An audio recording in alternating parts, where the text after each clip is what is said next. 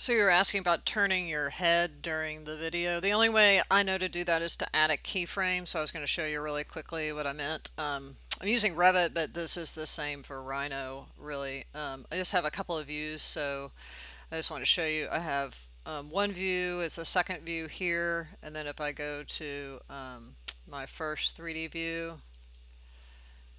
so the first 3D view is here, and then the second 3D view is in the back. So basically, here's the first view over here, and the second view is looking at it from the back. So if I come over to Enscape and I want to make a video of that, and I open up the keyframe editor and I go to my Enscape here and I make sure I'm in my first 3D view, right? It spins me into that first 3D view, and deleted the keyframe editor. I'm just going to add a keyframe, right? And then I'll go to the second 3D view and I'll add another keyframe.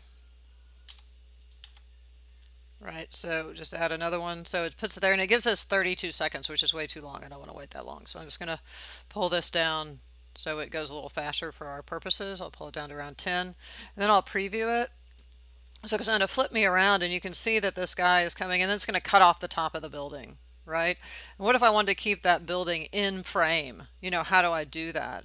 So once the keyframe, the preview is stopped, one thing that's interesting about and I didn't go over this in class, but is that as the videos editors open, if you move if you zoom in and out in Enscape, you can actually see the path.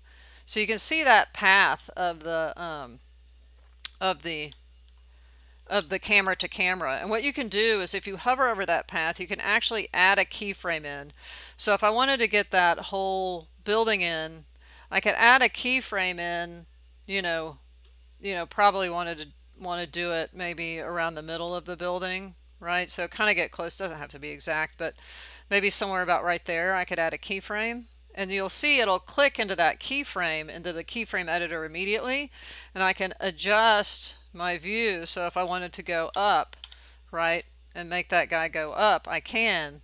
And then I can confirm that. And then if I go back, right, you'll see that it's actually adjusted that, right? And it's adjusted the way that it's looking as well, so you could adjust, if you want to turn around the other way. And now if I preview it, it'll go through and you'll see it sort of raise up, keep that in frame, and then go back down to the other one. So that's the only way that I know of, is to add a keyframe in there.